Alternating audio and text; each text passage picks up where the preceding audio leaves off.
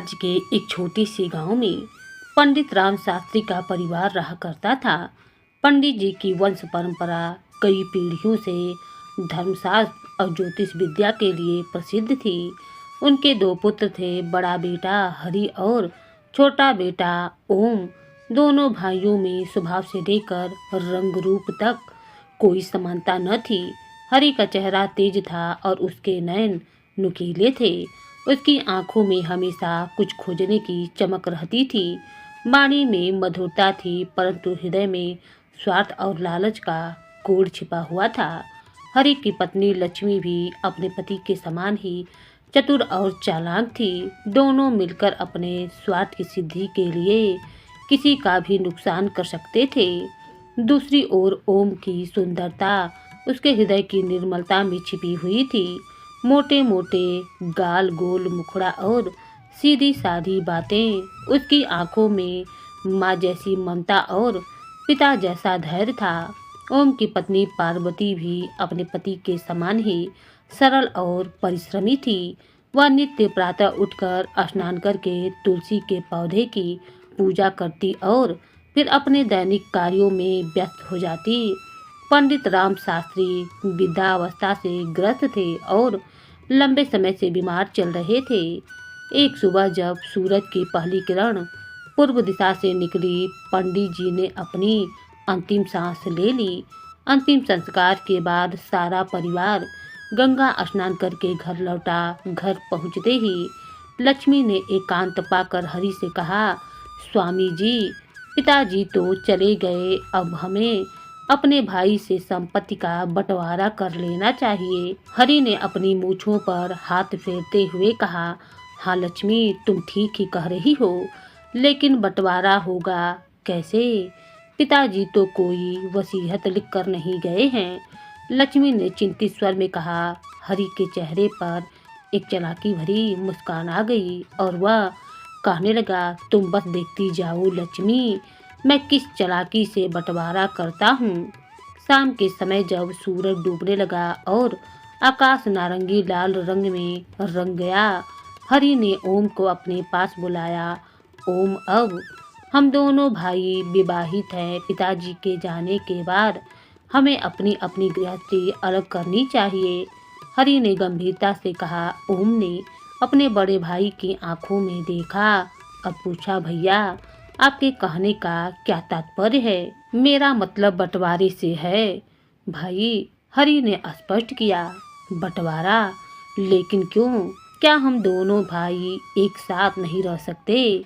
ओम ने आश्चर्य से पूछा। ऐसी बात नहीं है, चिंता का भाव लाते हुए बोला, परंतु मैं चाहता हूँ कि तुम एक जिम्मेदारी अपने ऊपर ले लो और सफलतापूर्वक उसका निर्वाह करो। भैया, पिताजी के बाद आप ही मेरे बड़े हैं। आप जो कहेंगे मैं आजीवन उसका पालन करूँगा। ओम ने विनम्रता से कहा। हरि के चेहरे पर विजय मुस्कान लौट आई। तो ठीक है, देखो, पिताजी के द्वारा छोड़ी गई संपत्ति के नाम पर हमारे पास सिर्फ यह मकान और थोड़ी सी पथरीली जमीन है, जिसे सही करके खेती के योग्य बनाया जा सकता है। वह आगे बोला, मुझे तो काफ़ी ज्ञान है, इसीलिए पिताजी की पंडिताई का कार्य मैं संभाल लूँगा और तुम्हारे जीवन निर्वाह के लिए तुम्हें वह पथरीली जमीन देता हूँ। और रही इस घर की बात, तो इस घर के 2 हिस्से कर दिए जाएंगे। ओम ने सिर झुकाकर कहा, ठीक है भैया, जैसा आपको उचित लगे। हरि ने अपने छोटे भाई के कंधे पर हाथ रखा और बोला, यह सब तो ठीक हो गया। अब हम दोनों पिताजी का संदूक खोलकर देखते हैं कि उनमें कितनी धन संपत्ति रखी हुई है। दोनों भाइयों ने जब पिता का संदूक खोला तो वे अचंभित हो गए। संदूक में केवल 5 स्वर्ण मुद्राएं थी। उसमें तो केवल 5 स्वर्ण मुद्राएं हैं। क्या पिताजी ने जीवन में बस यही कमाया था? ओम ने दुख से कहा। हरि ने गंभीर होकर कहा, ओम, तुम छोटे हो, इसीलिए तुम 5 में से 4 स्वर्ण मुद्राएं ले सकते हो, बाकी की 1 मुद्रा मैं ले लूँगा। ठीक है भैया, ओम ने बिना सोचे समझे कह दिया। रात के समय जब चांद आकाश में चमक रहा था और तारे अपनी अपनी कहानियां सुना रहे थे, लक्ष्मी ने हरि से कहा, यह तुमने क्या किया? 5 स्वर्ण मुद्राओं में से 4 मुद्राएं अपने छोटे भाई को दे दी। यह कैसा बंटवारा है? हरि ने एक कुटिल मुस्कान हंसते हुए कहा, अरे क्या तुम मुझे मूर्ख समझती हो? जिस दिन पिताजी मरे थे, मैंने उसी दिन सबकी नज़र बचाकर संदूक में रखी 80 स्वर्ण मुद्राएं निकाल ली थी और वहां सिर्फ 5 मुद्राएं ही रख दी थी। उसने अपनी पत्नी को समझाते हुए कहा, इसीलिए मैंने अपने छोटे भाई के साथ न्याय करते हुए अपना बड़प्पन दिखाया और उसे 4 स्वर्ण मुद्राएं दे दी। वह भी खुश और हम भी खुश। लक्ष्मी के चेहरे पर अब समझ का भाव आ गया था। अब मैं समझी कि मुद्राओं का बंटवारा करते समय आप इतना भाई प्रेम क्यों दिखा रहे थे। दोनों हंसने लगे। देखा किस चालाकी से सीधे सीधे ओम को मूर्ख बनाया, हरि ने गर्व से कहा। दूसरी तरफ ओम के घर में भी पति पत्नी के बीच बातचीत चल रही थी। स्वामी, पथरीली जमीन का हम क्या करेंगे? उस पर तो कुछ उगाया भी नहीं जा सकता है, पार्वती ने चिंता जताई। ओम ने अपनी पत्नी का हाथ थामा और धीरे से कहा, मनुष्य में यदि हिम्मत हो तो वह कुछ भी कर सकता है। प्रिय, मेरे पिता हमेशा कहते थे कि धरती माता कभी निराश ना करती हैं। हम ऐसा कुछ करेंगे कि सब देखते ही रह जाएंगे। अगले दिन से ही हरि ने पिता की पंडिताई का कार्य संभाल लिया। वह अपने शास्त्र ज्ञान से लोगों को प्रभावित करता और बदले में अच्छा धन कमाता। दूसरी तरफ ओम और पार्वती सवेरे घर से निकलकर दिन भर अपने हिस्से की पथरीली जमीन को ठीक करने में जुटे रहते। सुबह से शाम तक दोनों पसीना बहाते कठिन पत्थरों को हटाते और धीरे धीरे जमीन को उपजाऊ बनाने का प्रयास करते। इसी तरह कई महीने बीत गए।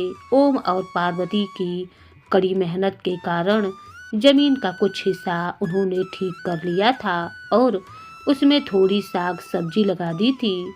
एक शाम जब सूरज अपनी आखिरी किरणें बिखेर रहा था, ओम अपने खेतों में खड़ा अपनी मेहनत के फल को देख रहा था।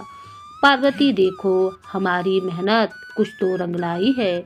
उसकी आंखों में खुशी के आंसू थे। पार्वती ने अपने पति के कंधे पर हाथ रखा और कहा, आप सही कह रहे हैं स्वामी। मुझे तो लगता था कि यह जमीन हमें कभी भी कुछ ना देगी, लेकिन उसके चेहरे पर अभी भी थोड़ी चिंता थी। परंतु जमीन के उस हिस्से को खोदने में मेहनत लगाना व्यर्थ है। उसे खोदा नहीं जा सकता। वहाँ तो बड़े पत्थर गड़े हुए हैं। ओम ने उस ओर देखा जहाँ अभी भी बड़े बड़े पत्थर थे। हाँ, वह हिस्सा वाकई में बहुत कठिन है, परंतु हम हार नहीं मानेंगे। दूसरी तरफ हरि का जीवन सुख और ऐश्वर्य में बीत रहा था।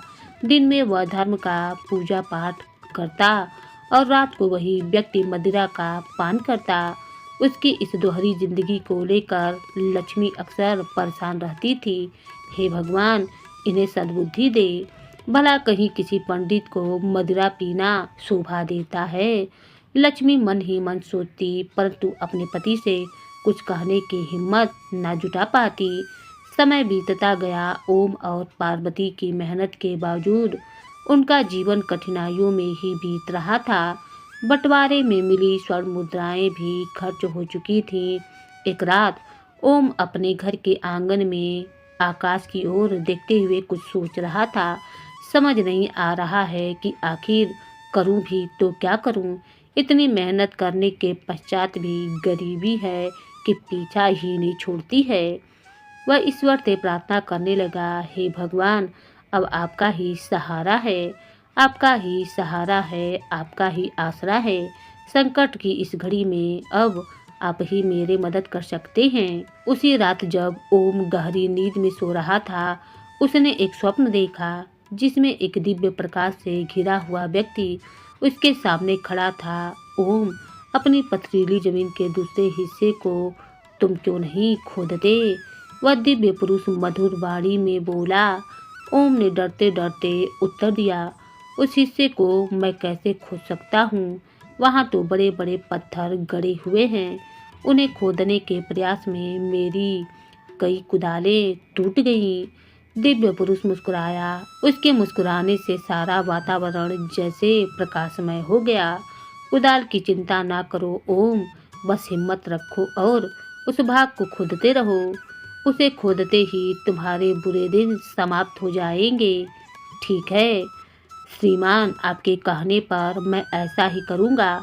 ओम ने सिर झुकाकर कहा। फिर उसने आदर से पूछा, परंतु आप हैं कौन? तो तुम मेरा परिचय पूछना चाहते हो? दिव्य पुरुष ने मुस्कान के साथ कहा। हाँ श्रीमान जी, मैंने आपको पहचाना नहीं। मैं वही हूँ जिसको पुकार कर तुम बार बार कहते रहते हो कि अब मुझे आपका ही सहारा है। दिव्य पुरुष ने उत्तर दिया। ओम की आंखें विस्मय से खुल गईं। अर्थात आप प्रभु हैं? तुम स्वयं समझ सकते हो तो समझो कि मैं क्या हूँ। कहते हुए दिव्य पुरुष धीरे धीरे अदृश्य हो गया। तभी ओम का सपना टूट गया और वह उठकर बैठ गया।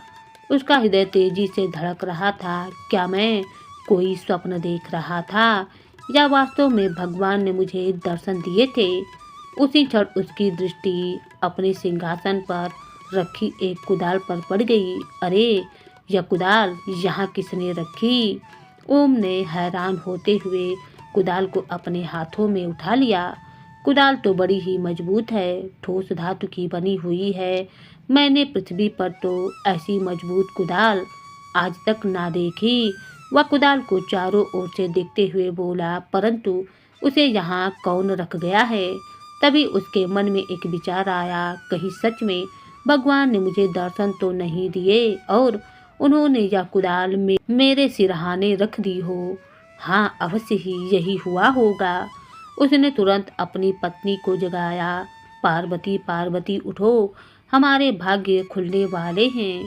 नींद से जागती हुई पार्वती ने आश्चर्य से पूछा, क्या बात है? क्या हुआ? देखो यह कुदाल स्वयं भगवान ने हमारे सिरहाने रखी है। ओम ने उत्साह से कहा और फिर भगवान के दर्शन की सारी बातें पार्वती को बतला दी। पार्वती के चेहरे पर भी खुशी के भाव लौट आए। स्वामी, आप कल से ही उस बंजर हिस्से को खोदना आरंभ कर दीजिए।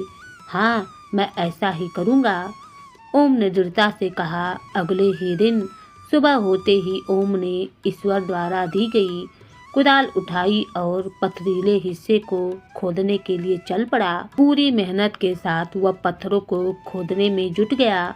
गांव के लोग उसे बड़े बड़े पत्थरों को इस तरह तोड़ता देखकर उस पर हंसने लगे। अरे ओम, क्या मूर्खता कर रहे हो भाई? इन पत्थरों को आज तक कोई नहीं खोद पाया। कोई नहीं, तुम व्यर्थ में इनसे टकरा रहे हो। एक व्यक्ति ने मजाक उड़ाते हुए कहा। भाई, लगता है इन पत्थरों के नीचे कोई खजाना दबा है जिसे ओम पाना चाहता है। दूसरे ने हंसते हुए कहा, अरे मुझे तो लगता है यह पत्थर ही इसे मारेगा। तीसरे ने उपहास करते हुए कहा। लोगों की बातें सुनकर ओम हताश हो गया। उसे समझ में नहीं आ रहा था कि खुदाई करे या ना करे। वह अपने कार्य से थोड़ा पीछे हटने लगा। तभी उसे एक पुरानी बूढ़ी स्त्री की आवाज़ सुनाई दी। बेटा, लोगों के कहने पर न जाओ, वही करो जो तुम्हारी अंतर आत्मा कहती है। यह सुनकर ओम वापस अपने कार्य पर लग गया। वह दिन भर मेहनत करता रहा, सूरज ढलने तक। अंततः उसकी मेहनत रंग लाई। कठिन प्रयास के बाद उसे पथरीली जमीन के नीचे दो बड़े बड़े पत्थर दिखाई दिए। उसने बड़ी मेहनत से पहले पत्थर को हटाया और फिर दूसरे पत्थर को। जैसे ही उसने दूसरा पत्थर हटाया, वहां से अनेक सांप निकल आए और गड्ढे में पानी ही पानी हो गया। बाहर खड़े कुछ लोगों ने भी यह दृश्य देखा। अरे, अभी तो यह गड्ढा बिल्कुल सूखा था, अब यहाँ पानी ही पानी है। तभी अचानक वह पानी अपने आप कम होने लगा और पानी के नीचे से धीरे धीरे भगवान कृष्ण की एक सुंदर मूर्ति ऊपर की तरफ आने लगी। अरे भगवान कृष्ण की मूर्ति यहाँ पर कैसे आई? लोगों के मुख से निकला, अरे अरे, यह कैसा चमत्कार है, यह सब क्या हो रहा है? दूसरे व्यक्ति ने कहा, जो पहले ओम का मजाक उड़ा रहा था। ओम धीरे से आगे बढ़ा और जैसे ही उसने मूर्ति को उठाने का प्रयास किया, मूर्ति से एक दिव्य आवाज आई, ओम, मुझे इस स्थान से ना हटाओ, मुझे यहीं पर विराजमान कर दो। सबके सहयोग से मेरे लिए यहाँ पर एक मंदिर का निर्माण करो। यह आकाशवाणी सुनते ही सभी लोग अपने अपने स्थान पर हाथ जोड़कर रुक गए। उनके चेहरों पर आश्चर्य और भक्ति के भाव थे। ओम ने भी हाथ जोड़कर कहा, ठीक है भगवान, आपका आदेश मेरे माथे पर, इसे अवश्य पूर्ण करूँगा, अवश्य पूर्ण करूँगा। यह खबर आगे की तरफ चारों ओर फैल गई। यह खबर आगे की तरफ चारों तरफ फैल गई। गांव के हर कोने में, हर घर में इस चमत्कार की चर्चा होने लगी। अरे तुमने सुना, ओम को पथरीली जमीन की खुदाई में भगवान कृष्ण की एक मूर्ति मिली है। एक व्यक्ति ने दूसरे से कहा, हाँ भाई, और वहाँ कोई मामूली मूर्ति नहीं, आकाशवाणी के माध्यम से भगवान ने स्वयं कहा कि उनके लिए उस स्थान पर एक मंदिर बनाया जाए। दूसरे ने उत्साह से बताया, हाँ, यह तो बड़ा पुण्य का काम है भाई, हम सबको ओम का पूरा सहयोग देना चाहिए। तीसरे ने कहा, भाई चलो चलो, इस काम में देरी नहीं करनी है, आज ही भगवान के लिए मंदिर बनवाने के निर्माण कार्य में जुट जाते हैं। चौथे ने उत्साह से कहा। इस तरह पूरे गांव के लोग ओम के साथ आ गए। कुछ लोग ओम के पास पहुंचकर बाकी के पत्थरों की खुदाई में जुट गए, तो कुछ ने मंदिर के लिए सामग्री जुटानी शुरू कर दी। उधर हरि के घर में रात के समय लक्ष्मी ने अपने पति से पूछा, कुछ सुना तुमने अपने भाई ओम के बारे में? हरि इस वक्त मदिरा पान कर रहा था। उसने लापरवाही से कहा, उसे भगवान कृष्ण की एक मूर्ति मिली है, तो मैं क्या करूं? मूर्ति मिली है और ओम गांव के सब लोगों के सहयोग से उस स्थान पर मंदिर बनवाने जा रहा है। लक्ष्मी ने चिंता व्यक्त की। अच्छी बात है, बनवाने दो, उसे हरि ने उसी लापरवाही भरे शब्द में कहा। अगर ओम ने वहाँ मंदिर बना दिया तो तुम्हारी पंडिताई के काम पर बहुत असर पड़ेगा। लक्ष्मी ने फिर चिंता जताई। उसकी आंखों में भय था, हो सकता है वह खुद पुजारी बन जाए और तब लोग तुम्हारे पास आने के बजाय उसी के पास जाने लगेंगे। हरि ने फिर हाथ हिलाते हुए कहा, जब ऐसा होगा तब देखेंगे, अभी मुझे मदिरा पान करने दो। लक्ष्मी का क्रोध भड़क उठा। उसने अपने पति की ओर तीखी नजरों से देखते हुए कहा, चुप रहो तुम, मुझे क्या करना है, एक दिन इस बारे में अवश्य तुम पछताओगे। दूसरी ओर मंदिर का निर्माण कार्य जोर शोरों से चल रहा था। हर कोई अपनी क्षमता के अनुसार सहयोग कर रहा था। कुछ लोग दान धर्म कर रहे थे, कुछ सामग्री ला रहे थे, श्रम अर्पित कर रहे थे। गांव के बच्चे भी पीछे न थे। वे छोटे छोटे पत्थर इकट्ठा करके लाते और सबको पानी पिलाने का काम करते। रात दिन लोगों का आना जाना लगा रहता। मंदिर का कार्य देखते ही देखते आगे बढ़ रहा था। इसी बीच एक रात जब हरि अपने घर पर मदिरा पान कर रहा था, एक युवक ने उसे देख लिया। राम, कैसा कलयुग आ गया है, युवक ने आश्चर्य से कहा। एक पंडित मदिरा पी रहा है, ऐसे भ्रष्ट पंडित के हाथ से कोई शुभ कार्य नहीं करवाना चाहिए। मैं अभी यह बात सबको बतला कर आता हूँ। युवक गांव में दौड़ता हुआ गया और चौराहे पर खड़ा होकर चिल्लाने लगा, हे गांव वासियों, सुनो सुनो, हमारे गांव के पंडित हरि शास्त्री मदिरा का सेवन करते हैं, उनके हाथों से कोई शुभ कार्य मत करवाना। उसने और भी जोर से कहा, दो सगे भाइयों में कितना अंतर है। एक भाई भगवान के लिए मंदिर के निर्माण कार्य में जी जान लगाकर लगा हुआ है और दूसरा भाई मदिरा पीकर गिरे जा रहा है। अगले दिन जब हरि पंडिताई के कार्य के लिए अपने नियत स्थान पर बैठा तो उसे देखकर आश्चर्य हुआ कि कोई भी व्यक्ति उसके पास नहीं आ रहा था। जो लोग दूर से आते दिखाई देते भी थे उसे देखकर मुड़ जाते थे। क्या बात है, आज कोई मुझसे पंडिताई का कार्य करवाने के लिए मेरे पास नहीं आया? हरि ने स्वयं से पूछा। आज से पहले तो लोगों की भीड़ लगी रहती थी। शाम को वह परेशान सा घर पहुंचा। लक्ष्मी ने उसकी ओर देखते हुए व्यंग से पूछा, आज कितनी कमाई करी आपने? खाक कमाई, हरि ने गुस्से से जवाब दिया।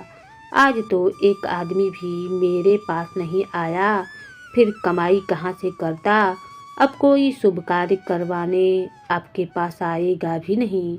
लक्ष्मी ने तीखे स्वर में कहा, क्या बकवास कर रहे हो?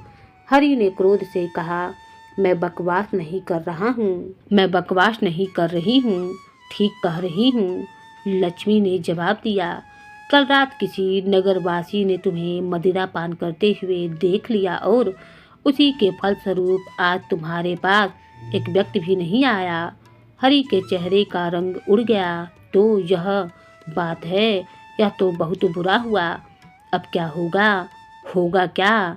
लक्ष्मी ने व्यंग से कहा, अब आपकी कमाई तो बंद ही समझो। जो धन है उसी से गुजारा करना पड़ेगा। अचानक उसके चेहरे पर चिंता के भाव लौट आए। परंतु कभी न कभी तो यह धन समाप्त हो जाएगा, तब हम क्या करेंगे? इस विषय में पहले से ही आपको सोचना चाहिए था न।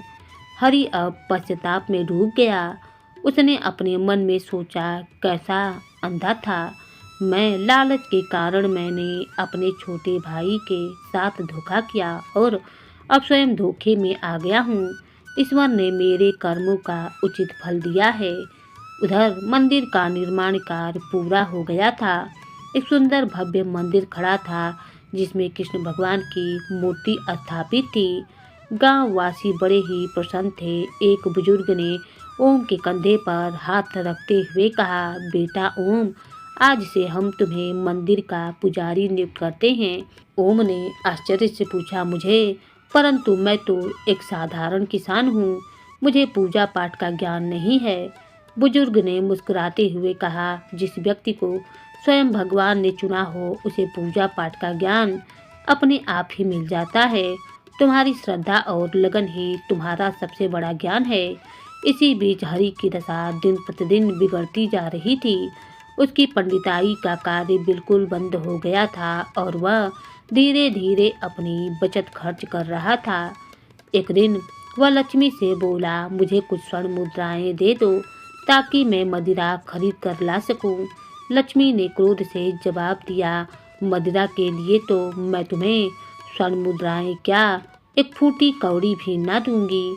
क्या कहा? हरि का क्रोध भड़क उठा। मेरी बिल्ली मुझी को म्याऊं, ठहर जा, अभी मजा चखाता हूँ।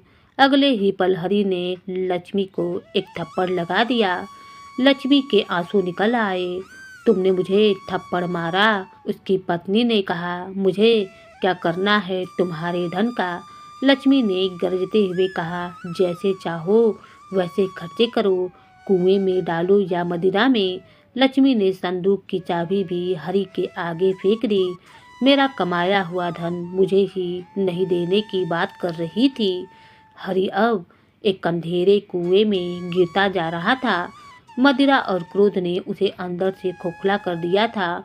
मंदिर अब गांव का सबसे महत्वपूर्ण स्थान बन गया था। दूर दूर से लोग दर्शन करने आते थे। ओम पूरी श्रद्धा और निष्ठा से पूजा अर्चना करता था।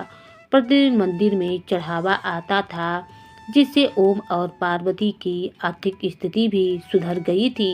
एक दिन जब ओम पार्वती के साथ मंदिर में था, पार्वती ने कहा, स्वामी, अब हमारे दुख के दिन बीत गए हैं और सुख के दिन लौट आए हैं, वरना हरि भैया और लक्ष्मी बहन ने तो हमारे साथ गलत करने में कोई कसर न छोड़ी थी। ओम ने धीरे से कहा, सब भगवान की कृपा का फल है। प्रिय, मुझे अपने भाई पर कोई क्रोध नहीं है। वह मेरा बड़ा भाई है और मैं उसका सम्मान करता हूँ। पार्वती ओम की उदारता पर मुग्ध थी। आप सच में महान हैं स्वामी। उसी दिन शाम को मंदिर में एक पति पत्नी अपने छोटे बच्चे के साथ आए। बच्चा जन्म से ही अंधा था। वे दोनों मूर्ति के समान घुटनों के बल बैठ गए और रोते हुए प्रार्थना करने लगे, हे प्रभु, तूने एक औलाद दी, वह भी जन्म से अंधी। पिता ने दुख भरे स्वर में कहा, भगवान, हम बहुत आस लेकर आए हैं, उसकी आंखों में ज्योति भर दो। दोनों पति पत्नी भगवान के चरणों में सिर झुकाकर रोने लगे, भगवान हम पर कृपा करो, प्रभु हमारी पुकार सुन लो। तभी अचानक मूर्ति से एक दिव्य ज्योति निकली और उस बालक की आंखों पर जा पड़ी। अगले ही पल बालक चीख पड़ा, मुझे सब कुछ दिखाई दे रहा है, मुझे सब कुछ दिख रहा है। मंदिर में उपस्थित सभी लोग स्तब्ध हो गए। अद्भुत अद्भुत चमत्कार है, या तो भगवान ने पुकार सुन ली। इस चमत्कार की खबर भी आग की तरह फैल गई। अब तो मंदिर में जो कोई भी सच्चे हृदय से इच्छा लेकर आता, तुरंत ही उसकी इच्छा पूर्ण हो जाती थी। दूर दूर तक इस बात की चर्चा होने लगी। राज्य के कोने कोने से लोग आने लगे। मंदिर में भीड़ लगने लगी। एक दिन जब ओम मंदिर में पूजा कर रहा था, उसने पार्वती से पूछा, प्रिय, मैं तो सारा दिन मंदिर में व्यस्त रहता हूँ, क्या तुम्हें बड़े भैया के बारे में कुछ हालचाल मालूम है? वह कैसे हैं? ओम ने चिंतित स्वर में पूछा, नहीं, मुझे कुछ पता नहीं है स्वामी, परंतु सुना है कि वह आजकल बड़ी मुसीबत में हैं। उनकी पंडिताई का कार्य बिल्कुल ठप हो गया है। पार्वती ने सहानुभूति से आगे कहा, सुना है घर में रखी जमा पूंजी से वह आजकल अपना खर्च निकाल रहे हैं। ओम ने गंभीरता से कहा, यह तो अच्छा नहीं हुआ। इस संकट की घड़ी में हमें भैया की सहायता करनी चाहिए। आप ठीक ही कह रहे हैं स्वामी। पार्वती ने सहमति जताई, आज भैया के यहाँ चलें, उनसे मिलकर आते हैं। दोनों घर से निकल पड़े। जैसे ही वे हरि के घर की ओर जा रहे थे, उन्होंने देखा कि लोग हरि को उठाकर उसके घर ले जा रहे थे। अरे क्या हुआ इन्हें? ओम ने चिंतित होकर पूछा। एक व्यक्ति ने बताया, अरे होगा क्या, भाई मदिरा के नशे में चूर होकर सड़क पर पड़ा हुआ था। तभी एक टांगे वाले ने इसे टक्कर मार दी। इसकी मृत्यु हो चुकी है। अब यह जीवित नहीं है। ओम और पार्वती का दिल टूट गया। ओम दुखी मन से अपने भाई के शव को घर ले गया। लक्ष्मी जो अपने पति के कार्यों से परेशान थी, अब पूरी तरीके से टूट गई थी। स्वामी, यह आपको क्या हो गया? वह फूट फूट कर रोने लगी। भाभी, आप रोइए मत, ओम ने उसे सत्तावना देते हुए कहा। कुदरत को शायद यही मंजूर था। ओम की पत्नी पार्वती ने लक्ष्मी को हिम्मत बधाते हुए कहा, हिम्मत से काम लीजिए, भैया चले गए हैं तो क्या हुआ, हम तो आपके साथ हैं। अंतिम संस्कार के पश्चात ओम ने लक्ष्मी से कहा, भाभी, आज से आप हमारे साथ हमारे घर पर रहेंगी। लक्ष्मी ने आंसू पोंछते हुए कहा, मैंने और तुम्हारे भाई ने तुम्हारे साथ घोर अन्याय किया था, मुझे क्षमा कर दो। ओम ने कहा, बीती बातों को भूल जाओ भाभी, इसी में हमारी भलाई है। ओम और पार्वती आदर सहित लक्ष्मी को अपने घर ले आए। अब वे तीनों एक साथ रहने लगे। लक्ष्मी भी अब मंदिर में सेवा करने लगी और उसने अपना जीवन ईश्वर के नाम पर समर्पित कर दिया। उस समय मुंगेर राज्य में राजा बलदेव का शासन था। वह एक न्यायप्रिय और प्रजावत्सल्य राजा थे। जब उन्होंने भी कृष्ण मंदिर के चमत्कारों के बारे में सुना तो वे भी दर्शन करने के लिए उत्सुक हो गए। एक दिन राजा ने अपने प्रधानमंत्री से कहा, हमारे राज्य में भगवान कृष्ण की ऐसी चमत्कारी मूर्ति है, हमें वहां जाकर उस मूर्ति के दर्शन करने चाहिए। अवश्य महाराज, प्रधानमंत्री ने कहा, मैं इसका प्रबंधन कर देता हूँ। अगले दिन राजा बलदेव दर्शन के लिए निकल पड़े। उनका स्वर्ण रथ, जिसे 8 सफेद घोड़े खींच रहे थे, महल के मुख्य द्वार से बाहर निकला। लेकिन जैसे ही रथ महल के बाहर निकला, अचानक रथ के पहिए रथ से अलग हो गए। रथ एक तरफ गिर गया और राजा को वापस लौटना पड़ा। कोई बात नहीं, राजा ने अपने आप को सत्तावना दी। आज दर्शन ना किए तो ना सही, कल जरूर जाकर दर्शन अवश्य करेंगे। अगले दिन राजा फिर से दर्शन के लिए महल से निकल पड़े। जैसे ही वे बाहर आए, आकाश में काले बादल छा गए। अरे, लगता है बहुत भयंकर आंधी तूफान आने वाला है, एक सैनिक ने कहा और शीघ्र ही चारों ओर काली घटाएं छा गईं और तेज आंधी तूफान के साथ भारी वर्षा होने लगी। राजा को फिर से अपनी यात्रा स्थगित करनी पड़ी। उसी रात राजा ने महारानी से इस बारे में चिंता व्यक्त की। न जाने क्यों बार बार मंदिर जाने में इस प्रकार की बाधा आ रही है। क्या इस बात में कोई रहस्य है? इस विषय पर विचार करते करते उन्हें नींद आ गई। नींद में राजा को दिखा कि एक दिव्य पुरुष उनके सामने खड़ा है और उनसे कह रहा है, बलदेव, तुम जिस मूर्ति के दर्शन की इच्छा कर रहे हो, उसके दर्शन का अधिकार केवल आम जनता को ही है। तुम चाह कर भी उनके दर्शन नहीं कर पाओगे। जितनी जल्दी हो सके इस विचार को त्याग दो, अन्यथा संकट में पड़ जाओगे। अचानक राजा की नींद खुल गई। यह मैंने कैसा स्वप्न देखा। अगले दिन सूरज निकलते ही राजा बलदेव अपने गुरु महर्षि मतंग के पास पहुंच गए। अचानक कैसे आना हुआ बलदेव? महर्षि ने पूछा। गुरुदेव, आज मैं आपके एक स्वप्न के विषय में कुछ जानकारी प्राप्त करने आया हूँ, राजा ने कहा और फिर अपने स्वप्न के बारे में सब कुछ गुरुदेव को बतला दिया। गुरुदेव, मैं यह जानना चाहता हूँ कि मैं उस मूर्ति के दर्शन क्यों नहीं कर सकता। भगवान ने मेरे स्वप्न में आकर मुझे इस बात की चेतावनी क्यों दी? महर्षि मतंग ने ध्यान से बलदेव की बात सुनी और ध्यान में तृप्त हो गए। कुछ देर के बाद जब उनका ध्यान खत्म हुआ, वे गंभीर स्वर में बोले, बलदेव, जो मूर्ति खुदाई में मिली है उसे 500 वर्ष पूर्व तुमने अपने हाथों से उस स्थान पर फेंका था। यह आप क्या कह रहे हैं गुरुदेव? राजा ने आश्चर्य से पूछा। हाँ बलदेव, सच्चाई यही है, महर्षि ने गंभीरता से कहा। आज से 500 वर्ष पूर्व मुंगेर राज्य के स्थान पर रत्नागिरी नाम का राज्य हुआ करता था। रत्नागिरी राज्य पर राजा चतुर्भुज का राज्य था। वह पक्का नास्तिक था। महर्षि ने अपनी कहानी जारी रखी।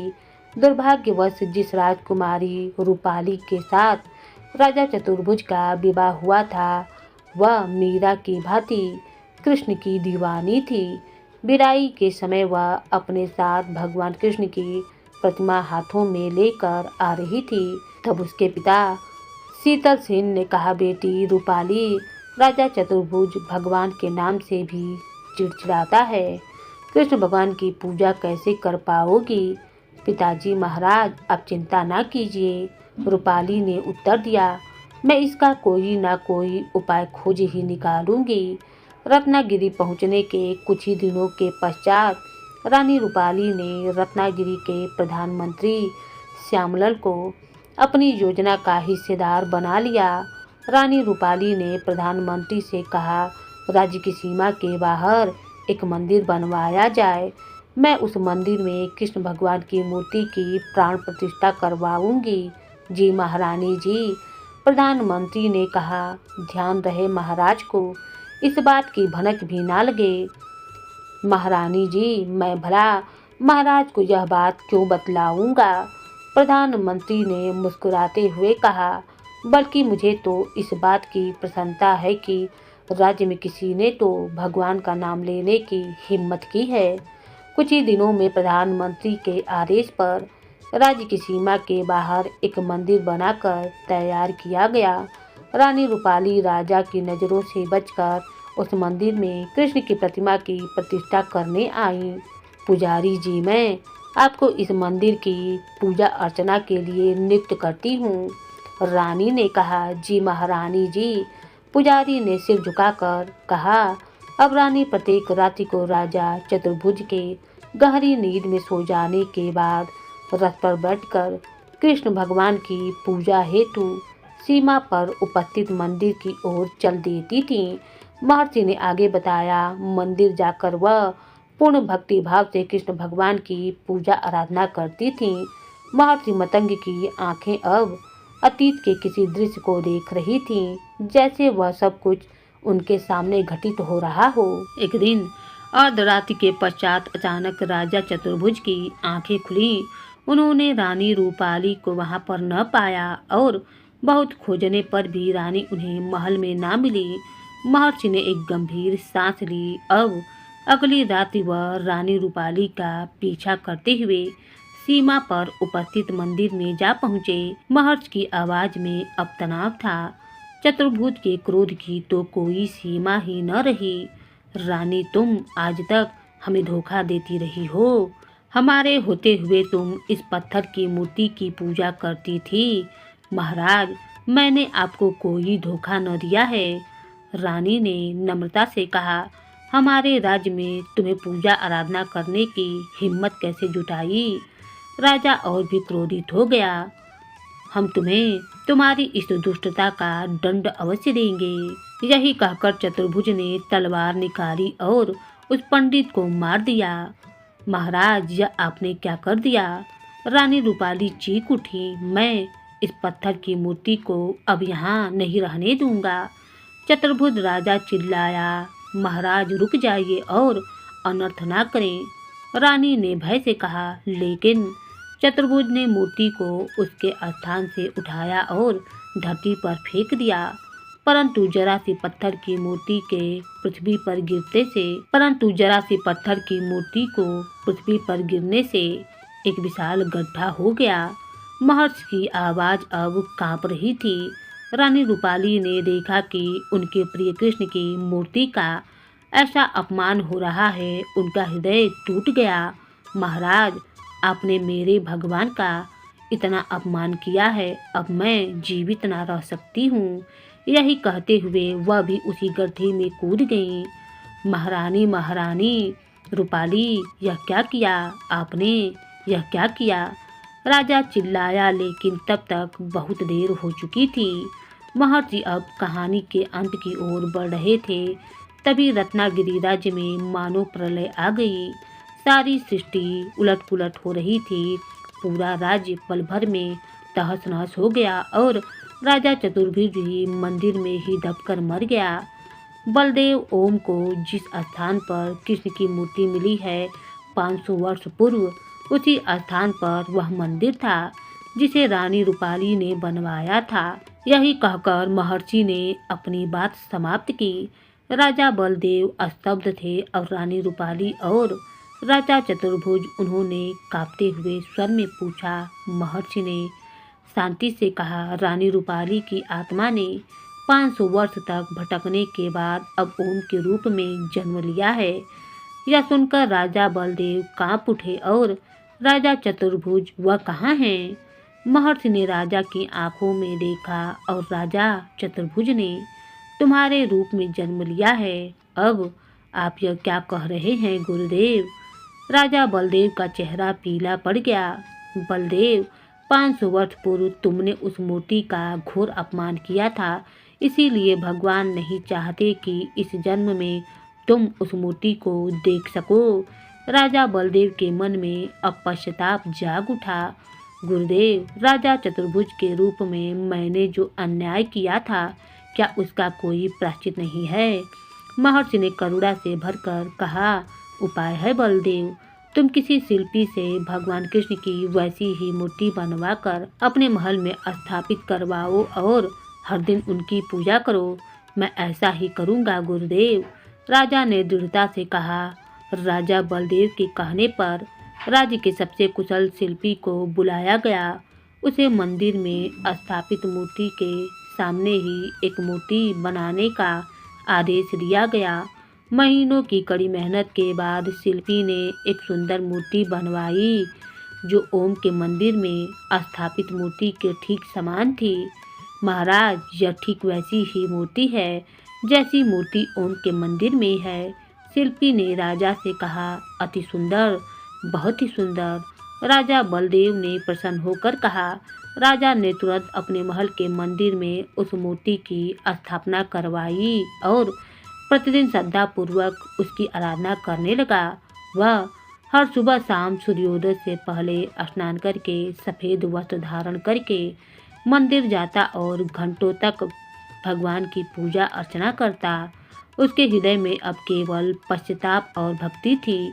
2 वर्षों तक उसका यह कार्य जारी रहा।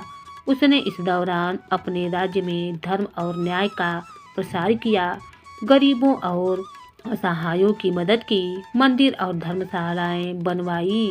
2 वर्ष के पश्चात एक दिन जब वह पूजा कर रहा था, तभी उस मूर्ति से आवाज़ आई, बलदेव, मैं तुम्हारी आराधना से प्रसन्न हूँ। अब तुम जाकर ओम के मंदिर में असली मूर्ति की पूजा कर सकते हो। राजा की आंखों से आंसू खुशी के बहने लगे। भगवान भगवान, आज आपने मुझको क्षमा कर दिया, मुझे क्षमा कर दिया। राजा तुरंत मंदिर से निकल पड़ा। इस बार कोई बाधा नहीं आई, न रथ के पहिए टूटे, न कोई तूफान आया और उसका रथ सीधे मंदिर पहुंच गया। मंदिर में पहुंचकर राजा ने सीधे ओम से मुलाकात की। ओम भगवान ने तो मुझे क्षमा कर दिया है, अब तुम भी मुझे क्षमा कर दो, मैं तुम्हारा भी अपराधी हूँ। ओम आश्चर्य से राजा की ओर देखने लगा। महाराज, यह आप क्या बोल रहे हैं? ओम, मैं ठीक ही कह रहा हूँ, राजा ने नम्रता से कहा। आज मैं तुम्हें अपना राज पंडित घोषित करता हूँ, अपने अपराध का प्रायश्चित कर रहा हूँ। ओम को यह सब एक सपने जैसा लग रहा था। महाराज, मैं तो एक मामूली साधारण सा पुजारी हूँ, इस सम्मान के लिए मैं योग्य नहीं हूँ, तुम इसके पूर्णतः योग्य हो। ओम, राजा ने दृढ़ता से कहा, तुम्हारी भक्ति और निष्ठा ही तुम्हारी सबसे बड़ी योग्यता है। अगले दिन दरबार में राजा बलदेव ने ओम को राज्य का राज पंडित घोषित कर दिया। अब पूरे राज्य में ओम का और भी अधिक आदर सम्मान होने लगा। ओम ने अपने नए पद का उपयोग राज्य में धर्म और भक्ति के प्रचार प्रसार के लिए किया। उसने गरीबों और ज़रूरतमंदों की सहायता के लिए अनेक योजनाएं बनाई। मंदिर अब राज्य का सबसे पवित्र स्थान बन गया था। दूर दूर से लोग वहां दर्शन करने आते और उनकी मनोकामनाएं पूरी होती थीं। राजा बलदेव के साथ साथ ओम और पार्वती भी लक्ष्मी के साथ सुख शांति से रहने लगे। उन्होंने अपने जीवन को सेवा और भक्ति में समर्पित कर दिया। समय बीतता गया, मंदिर की ख्याति और भी फैली। अब तो दूर दूर के राज्यों से भी लोग दर्शन करने आने लगे थे।